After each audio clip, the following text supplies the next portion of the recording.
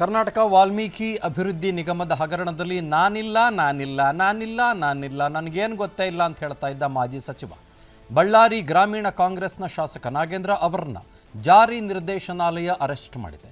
ಈ ಮೂಲಕ ಇಡಿ ವಾಲ್ಮೀಕಿ ಕೇಸ್ನಲ್ಲಿ ಮೊದಲ ಬೇಟೆ ಆಡಿದೆ. 187 ಕೋಟಿ ರೂಪಾಯಿ ಬಹುಕೋಟಿ ಹಗರಣಕ್ಕೆ ಸಂಬಂಧಪಟ್ಟಂತೆ ಇಡಿ ಅಧಿಕಾರಿಗಳು ಇವತ್ತು ಬೆಳಗ್ಗೆ ಬೆಂಗಳೂರಿನ ಡಾಲರ್ಸ್ ಕಾಲೋನಿಯ ನಿವಾಸದಲ್ಲಿ ಅರೆಸ್ಟ್ ಮಾಡಿದ್ದಾರೆ. ಜಾರಿ ನಿರ್ದೇಶನಾಲಯದ ಅಧಿಕಾರಿಗಳು ಸತತ 48 ಗಂಟೆಗಳ ಕಾಲ ನಾಗೇಂದ್ರ ನಿವಾಸದಲ್ಲಿ ತಲಾಶ್ ನಡೆಸಿದರು. ಶೋಧ ಕಾರ್ಯ ಮುಗಿತಾ ಇದ್ದಂತೆ ಹೆಚ್ಚಿನ ವಿಚಾರಣೆಗಾಗಿ ನಾಗೇಂದ್ರ ಅವರನ್ನ ಇಡಿ ಬಂಧಿಸಿದೆ. ಕೆಲವೇ ಕ್ಷಣಗಳಲ್ಲಿ ನಾಗೇಂದ್ರ ಅವರನ್ನ ವೈದ್ಯಕೀಯ ಪರೀಕ್ಷೆಗೆ ಒಳಪಡಿಸಲಾಗಿದ್ದು ಇವತ್ತು ರಾತ್ರಿಯೇ ನ್ಯಾಯಾಧೀಶರ ಎದುರುಗಡೆ ನಾಗೇಂದ್ರ ಅವರನ್ನ ಹಾಜರುಪಡಿಸಲಾಗುತ್ತದೆ. ವಾಲ್ಮೀಕಿ ನಿಗಮ ಬ್ರಹ್ಮಾಂಡ ಭ್ರಷ್ಟಾಚಾರದಲ್ಲಿ ಇಡಿ ಕೈಯಲ್ಲಿ ತಗಲಾಕೊಂಡಿರುವ ಮಾಜಿ ಸಚಿವ ನಾಗೇಂದ್ರ ಅವರಿಗೆ ಗ್ರಿಲ್ ಚೆನ್ನಾಗೇ ಮಾಡ್ತಾ ಇದ್ದಾರೆ. ಬೆಂಗಳೂರಿನ ಶಾಂತಿನಗರದಲ್ಲಿರುವ ಇಡಿ ಕಚೇರಿಗೆ ನಾಗೇಂದ್ರ ಅವರನ್ನ ಕರೆದುಕೊಂಡು ಬಂದ ಅಧಿಕಾರಿಗಳು ದಿನಪೂರ್ತಿ ಹಲವಾರು ದಾಖಲೆಗಳನ್ನು ಮುಂದಿಟ್ಟು ಪ್ರಶ್ನೆಗಳ ಸುರಿಮಳೆಯನ್ನು ಮಾಡಿದ್ದಾರೆ. ದಾಖಲೆ ಸಮೇತದ ಪ್ರಶ್ನೆಗಳಿಗೆ ಉತ್ತರ ಕೊಡುವುದಕ್ಕೆ ನಾಗೇಂದ್ರ ತಡಬಾಡಾಯಿಸಿಬಿಟ್ಟಿದ್ದಾರೆ. ನನಗೇನು ಗೊತ್ತಿಲ್ಲ ಅಂತ ಉತ್ತರ ಕೊಟ್ಟಿದ್ದಾರೆ. ಹಾಗೆಯೇ ನಾಗೇಂದ್ರ ಆಪ್ತ ಹರೀಶು ದೇವೇಂದ್ರಪ್ಪ ಹೇಳಿಕೆಯನ್ನು ಆಧರಿಸಿ ಇಡಿ ವಿಚಾರಣೆಯನ್ನು ಮುಂದುವರಿಸಿದೆ. ಅದೇ ರೀತಿ ಬಳ್ಳಾರಿ ಮನೆ ಮೇಲೆ ರೇಡ್ ಮತ್ತು ಅಲ್ಲಿರುವ ಆಪ್ತರ ವಿಚಾರಣೆ ನಡೆಸಿದ ಸಂದರ್ಭದಲ್ಲಿ ಸಿಕ್ಕಿರುವ ಹಲವು ದಾಖಲೆಗಳ ಪ್ರಕಾರ ಅಧಿಕಾರಿಗಳೇನು ಮಾಡಿದ್ದಾರೆ, ನಾಗೇಂದ್ರ ಅವರ ಮುಂದೆ ಇಟ್ಟಿದ್ದಾರೆ. ನಾಗೇಂದ್ರ ತಬ್ಬಿಬ್ಬಾಗ್ಬಿಟ್ಟಿದ್ದಾರೆ. ವಿಚಾರಣೆಗೆ ಅಸಹಕಾರ ಕೊಡ್ತಾ ಇರುವುದರಿಂದ ಜಾರಿ ನಿರ್ದೇಶನಾಲಯದ ಅಧಿಕಾರಿಗಳು ಟೆಕ್ನಿಕಲ್ ಎವಿಡೆನ್ಸ್ ಕಲೆ ಹಾಕಿದ್ದ ಅಧಿಕಾರಿಗಳನ್ನು ಕಚೇರಿಗೆ ಕರೆಸಿಕೊಂಡು ಏನ್ರಿ ಯಾವ ಎವಿಡೆನ್ಸ್ಗಳನ್ನು ಕಲೆ ಹಾಕಿದ್ದೀರಿ ತಾವು ಹೇಳಿ ಅಂತ ಅವ್ರಿಗೇನೆ ಪ್ರಶ್ನೆ ಕೇಳಿದ್ದಾರೆ. ಮೊದಲಿಗೆ ನಾಗೇಂದ್ರ ಅವರು ನನಗೇನು ಗೊತ್ತಿಲ್ಲ, ನಾನು ಇದರಲ್ಲಿ ಇನ್ವಾಲ್ವ್ ಆಗಿಲ್ಲ ಅಂತ ಹೇಳ್ತಾ ಇದ್ರು. ಆದರೆ ಲಪಟಾಯಿಸೋದಕ್ಕೆ ಮೀಟಿಂಗ್ ಮಾಡಿದ್ರಲ್ಲ ಶಾಂಗ್ರಿಲಾ ಹೋಟೆಲ್ನಲ್ಲಿ, ಅವ್ರೇನು ಮಾಡ್ತಾ ಇದ್ರು ಆ ಜಾಗದಲ್ಲಿ ಅಂತ, ಜೊತೆಗೆ ಏನು ತಪ್ಪು ಮಾಡಿಲ್ಲ ಅಂದರೆ ಅವ್ರನ್ನ ಯಾಕೆ ಅರೆಸ್ಟ್ ಮಾಡ್ತಾ ಇದ್ರು? ಇದು ಒಂದು ಪ್ರಶ್ನೆ. ಮತ್ತೊಂದು ಜನ ಕೇಳ್ತಾ ಇರೋದು ಅಂತಂದರೆ ಈ 187 ಕೋಟಿ ರೂಪಾಯಿ ಹಣ ಇಷ್ಟರ ಮಟ್ಟಿಗೆ ಲಪಟಾಯಿಸಿದ್ರಲ್ಲ, ಹಾಗಾದ್ರೆ ವಾಪಸ್ ಬರಲ್ವಾ? ಹಾಗಾದರೆ ಮೀಸಲಿಟ್ಟಿದ್ದಂತಹ ಹಣ ಅಲ್ವಾ ಅದು, ವಾಪಸ್ ಬರಲ್ವಾ ಅಂತ ಪ್ರಶ್ನೆ ಕೇಳ್ತಾ ಇದ್ದಾರೆ. Very valid question as usual Sharath Hunsur, fantastic question. ನಾನು ಮೊದಲ ದಿನದಿಂದ ಹೇಳ್ತಾ ಇದ್ದೀನಿ, from the very first day ಹೇಳ್ತಾ ಇದ್ದೀನಿ, ಬಡವರ ಶಾಪ, ಬಡವರ ಉಸಿರು, ಬಡವರ ನೋವಿನ ಉಸಿರಿದೆಯಲ್ಲ ಶರತ್ ಹುಣಸೂರ್, ಎಸ್, ತಟ್ಟದೆ ಬಿಡಲ್ಲ ಕಣ್ರೋ ನಿಮಗೆ. ನಿಜ ನಿಜ, ತಟ್ಟದೆ ಬಿಡಲ್ಲ ಕಣ್ರಯ್ಯ ನಿಮ್ಗೆ ಯಾರಿಗೂ. ಶಾಸಕ ಆಗಿರ್ಬೋದು, ಮಾಜಿ ಮಿನಿಸ್ಟರ್ ಆಗಿರ್ಬೋದು, ಪ್ರೆಸೆಂಟ್ ಮಿನಿಸ್ಟರ್ ಆಗಿರ್ಬೋದು, ಯಾರು ಬೇಕಾದರೂ ಆಗಿರ್ಬೋದು, ಒಂದು ದಿನ ಕರ್ಮ ಅನ್ನೋದು ಕೊಟ್ಟರೆ ತಿರುಗಿಸಿ ತಿರುಗಿಸಿ ತಿರುಗಿಸಿ ತಿರುಗಿಸಿ ತಿರುಗಿಸಿ ಕೊಡುತ್ತೆ ಅನ್ನೋದಕ್ಕೆ ಸಾಕ್ಷಿ ಇವತ್ತು ನಡೆದಂಥ ವಿದ್ಯಮಾನ. ಹೌದು, ಏನು ಹಸು ರೀತಿಯಲ್ಲಿ ನಾಗೇಂದ್ರ ಪ್ರೆಸ್ ಮೀಟ್ ಕರೆದಿತ್ತು. ಕಮಾನ್, ನಾನು ಯಾರು ರಾಜೀನಾಮೆ ಕೊಡು ಅಂತ ಹೇಳೇ ಇಲ್ಲ ರೀ. ಮಾನ್ಯ ಮುಖ್ಯಮಂತ್ರಿಗಳು ಹೇಳಿಲ್ಲ, ಮಾನ್ಯ ಉಪಮುಖ್ಯಮಂತ್ರಿಗಳು ಕೂಡ ಹೇಳಿಲ್ಲ. ನಾನೇ ಸ್ವಯಂ ಪ್ರೇರಿತನಾಗಿ ರಾಜೀನಾಮೆ ಕೊಡ್ತಾ ಇದ್ದೀನಿ ಅಂತಂದಾಗ ಜನ ವಾಹ್ ಕ್ಯಾ ಬಾತ್ ಹೈ, ಏನಪ್ಪ ಇದು, ಒಬ್ಬ ಮಿನಿಸ್ಟ್ರು ರಾಜೀನಾಮೆ ಕೊಡ್ತಾ ಇದ್ದಾರೆ, ಅದು ಕೂಡ ಸ್ವಯಂ ಪ್ರೇರಿತ. ಕಮಾನ್, ಏನೋ ಇರಬೇಕು ಇವರ ಒಳಗೆ ಒಂದು ಸ್ವಲ್ಪ ಎಸೆನ್ಸ್ ಅಂತ ಜನ ಅಂದ್ಕೊಂಡ್ರು. ಎಸೆನ್ಸು ಇಲ್ಲ, ಲೈಸೆನ್ಸು ಇಲ್ಲ, ಎಂಥದೂ ಇಲ್ಲ, ಇರೋದು ಬರೀ ನಾನ್ಸೆನ್ಸ್. ಭಾಳ ಸ್ಪಷ್ಟವಾಗಿ ಇವತ್ತು ಪ್ರೂವ್ ಆಗ್ತಾ ಇದೆ. ಎರಡನೇ ವಿಷಯ, ಅವ್ರು ಇನ್ನೂ ಒಂದು ಮಾತಂದ್ರು, ನಾನು ಈ ಹಗರಣದಲ್ಲಿ ಪಾಲುದಾರನೇ ಅಲ್ಲ ಅನ್ನೋದನ್ನು ಪ್ರೂವ್ ಮಾಡ್ಕೊಂಡು ಬಂದು ಮತ್ತೆ ವಾಪಸ್ ಮಿನಿಸ್ಟರ್ ಆಗ್ತೀನಿ, ಅಲ್ಲಿ ತನಕ ಕಾದ್ ನೋಡ್ತಾ ಇರಿ ಅಂತಂದ್ರು. ಹೌದು ನೋಡ್ರಿ, ಎನ್ಫೋರ್ಸ್ಮೆಂಟ್ ಡೈರೆಕ್ಟರೇಟ್ ಅಧಿಕಾರಿಗಳು PMLA ಅಡಿಯಲ್ಲಿ ಮತ್ತು ಬೇರೆ ಬೇರೆ ರೀತಿಯ ಟೆಕ್ನಿಕಲ್ ಎವಿಡೆನ್ಸ್ಗಳನ್ನು ಕಲೆ ಹಾಕುವ ಅಡಿಯಲ್ಲಿ ಕಡಲೆಪುರಿ ಬೂಂದಿ ಮಿಕ್ಸ್ಚರ್ ಮಾಡ್ಕೊಂಡು ತಿಂತ ಕೂತ್ಕೊಳ್ಳಲ್ಲ. ಇಲ್ಲಿ ಇಡಿ ಎಂಟರ್ ಆಗಿದೆ ಅಂತಂದರೆ ಸ್ಪಷ್ಟವಾಗಿ ಅವರಿಗೆ ದಾಖಲೆಗಳು ಸಿಕ್ಕಿದೆ. ಆಮೇಲೆ SIT ವಿಚಾರಣೆ ಕರೆದಂಥ ನೆಕ್ಸ್ಟ್ ದಿನಾನೇ ಇಡಿ ಬರುತ್ತೆ ಅಂತಂದರೆ ಎನ್ಫೋರ್ಸ್ಮೆಂಟ್ ಡೈರೆಕ್ಟರೇಟ್ ಇದರ ಹಿಂದೆ ಹಲವು ದಿನಗಳ ಕಾಲ ಕೆಲಸ ನಡೆಸಿದೆ ಅನ್ನುವುದರಲ್ಲಿ ಯಾವ ಅನುಮಾನವೂ ಕೂಡ ಇಲ್ಲ. ಇವಾಗ ಕಾಂಗ್ರೆಸ್ನ ನೈತಿಕತೆ ಎಲ್ಲಿಗೆ ಬಂದ್ಬಿತ್ತು?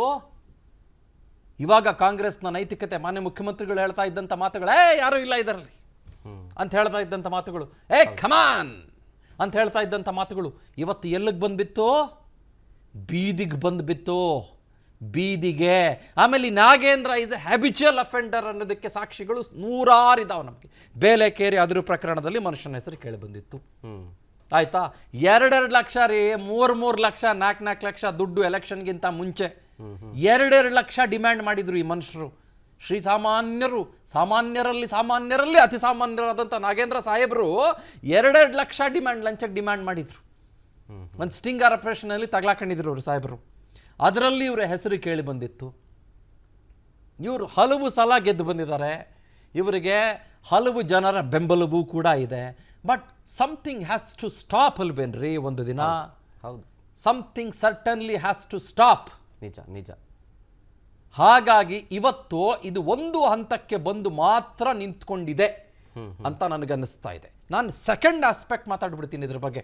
ನನಗೆ ಎನ್ಫೋರ್ಸ್ಮೆಂಟ್ ಡೈರೆಕ್ಟರೇಟ್ ಬಗ್ಗೆ ಭಾಳ ಗೌರವ, ಭಾಳ ನಂಬಿಕೆ ಅಂತಲೇ ಅನ್ಕೊಳ್ಳೋಣ. ಓಕೆ, ಅಲ್ಲಿನ ಅಧಿಕಾರಿಗಳ ಬಗ್ಗೆ ಆಗಲಿ, ಇನ್ಯಾರ ಬಗ್ಗೆ ಆಗಲಿ ಯಾವ ತಕರಾರುಗಳು ಏನೂ ಇಲ್ವೇ ಇಲ್ಲ. ಪಾಪ ಅವರ ಡೆಡಿಕೇಶನ್ ಬಗ್ಗೆ ನಮ್ಗೆ ಯಾರಿಗೂ ಏನು ಸಮಸ್ಯೆ ಇಲ್ಲ. ಬಟ್ ಒಂದು ಮೂಲಭೂತ ಪ್ರಶ್ನೆ, ಇಡೀ ದೇಶದಲ್ಲಿ ಇಡೀ ರೇಡ್ ಮಾಡಿರುವ ಎಲ್ಲ ಪ್ರಕರಣಗಳ ಒಂದು ಲಿಸ್ಟ್ ಹಾಕೊಂಡು ಕೂತ್ಕೊಂಡ್ಬಿಟ್ಟಾಗ ನಾವು ಶರತ್ ಹುಣಸೂರ್, ಓಕೆ, ಎಷ್ಟು ಜನಕ್ಕೆ ಕನ್ವಿಕ್ಷನ್ ಆಗಿದೆ? Not even 1%.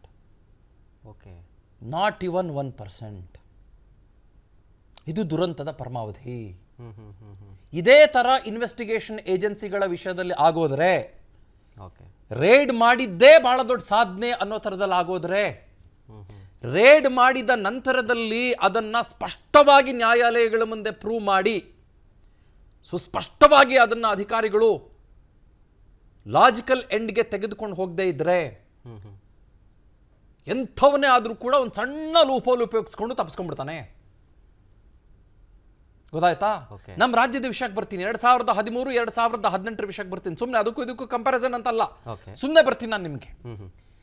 Aunty corruption bureau ಅಂತ ಇದೆ. ಮಾನ್ಯ ಮುಖ್ಯಮಂತ್ರಿಗಳಾಗಿದ್ದಂಥ ಸಿದ್ದರಾಮಯ್ಯನವರು ಅವಾಗ ಶುರು ಮಾಡ್ಕೊಂಡ್ರು. ಹೌದು, ಏನಂತ ACB ಅಂತ ಶುರು ಮಾಡ್ಕೊಂಡ್ರು. ಹೌದು, ಇಲ್ಲಿ ಬೆಂಗಳೂರಿನ ರೇಸ್ ಕೋರ್ಸ್ ಹತ್ರ ದೊಡ್ಡದು, ಆಯ್ತಾ, ಭಾರತೀಯ ವಿದ್ಯಾರ್ಥಿ ಭವನದ ಎದುರುಗಡೆ ದೊಡ್ಡ ದಾಸು, ಭಾಳ ದೊಡ್ಡದು. ಅವ್ರಿಗೆ ಏನು ಕಾರ್ಗಳು, ಅದು ಇದು ಮತ್ತೊಂದು ಮಗದೊಂದು ಫರ್ನಿಚರ್ಗಳು, ದೊಡ್ಡದೊಂದು ಆಫೀಸ್ ಅವ್ರಿಗೆ. ಹೌದು, ಕನ್ವಿಕ್ಷನ್ ಎಷ್ಟು ಗೊತ್ತಾ? 2, 1. ಹೌದ್ರಿ, ಅಷ್ಟೇ. ರೇಡ್ಗಳು ಎಷ್ಟಾಗಿದ್ದು ಗೊತ್ತಾ?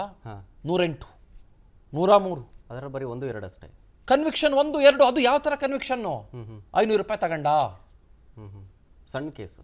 200 ರೂಪಾಯಿ ತಗೊಂಡ, red ಹ್ಯಾಂಡಾಗಿ ಸಿಕ್ಕಾಕೊಂಡ.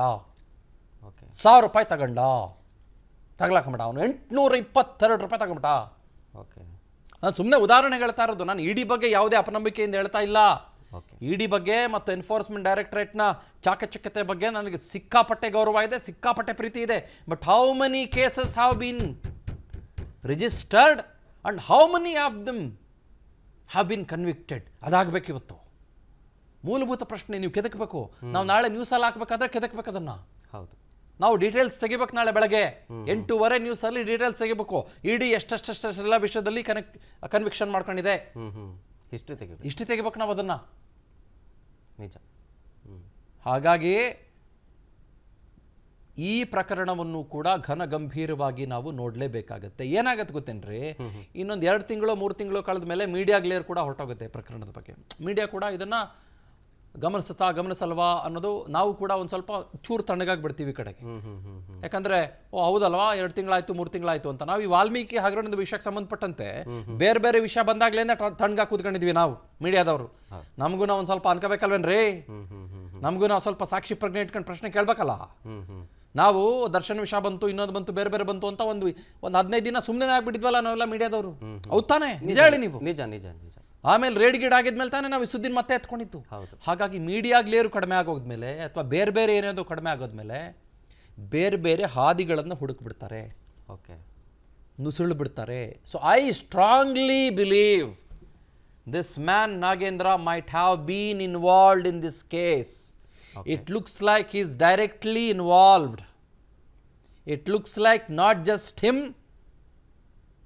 Sorry to say this, it looks like the system itself is involved. Okay. ಆಮೇಲೆ ನೀವು 187 ಕೋಟಿ ವಾಪಸ್ ಬರುತ್ತಾ ಅಂತ ಕೇಳಿದ್ರಿ. ಭಾಳ ಇಂಟ್ರೆಸ್ಟಿಂಗ್ ಪ್ರಶ್ನೆ ಕೇಳಿದ್ರಿ. 187 ಕೋಟಿ ಎಲ್ಲಿಗೂ ಹೋಯ್ತು ಅಂತ ಸರ್ಕಾರ ಉತ್ತರ ಕೊಡ್ಬೇಕು ನನಗೆ ಫಸ್ಟ್. ಇದನ್ನು ಇನ್ನೊಂದು ಫೇಸಲ್ಲಿ ಹೇಳ್ಬಿಡ್ತೀನಿ ನಿಮಗೆ. ಹ್ಞೂ ಓಕೆ, ಇನ್ನೊಂದು ಹಂತದಲ್ಲಿ ಹೇಳ್ಬಿಡ್ತೀನಿ. ಓಕೆ 187 ಕೋಟಿ. ನೇರವಾಗಿ ಹೇಳ್ಬಿಡ್ಲಾ? ಹೇಳಿ sir. I will be very honest, ಹ್ಞೂ ಬ್ರೂಟಲಿ ಆನೆಸ್ಟ್. ಸರ್ಕಾರ ಅದಕ್ಕೆ ಉತ್ತರ ಕೊಡಬೇಕು. ಜನಕ್ಕೆ ಪ್ರಶ್ನೆ ಇದೆ, ಏನು ಎಲೆಕ್ಷನ್ ಫಂಡ್ಗೆ ಹೋಯ್ತೇನ್ರಿ 187 ಕೋಟಿ? ಎಲೆಕ್ಷನ್ ಫಂಡ್ಗೆ ಹೋಯ್ತೇನ್ರಿ? ಸರ್ಕಾರ ಉತ್ತರ ಕೊಡಬೇಕು. The government should answer. ನನಗೆ ಗೊತ್ತಿಲ್ಲ, ನಾಗೇಂದ್ರನ್ ಗೊತ್ತು, ಆ ದದಲು ಗೆದ್ದಲು ಗೊತ್ತು, ನೋ. ಪದ್ಮನಾಭನಿಗೆ ಗೊತ್ತು, ನೋ. ಪರಶುರಾಮನಿಗೆ ಗೊತ್ತು, ನೋ. ಸುಚಿಸ್ಮಿತಾಗೆ ಗೊತ್ತು, no. Don't play with us. ಆಟ ಆಡಬೇಡಿ. ನಾಟಕ ಬೇಡ, ನಾಟಕ ಬೇಡ.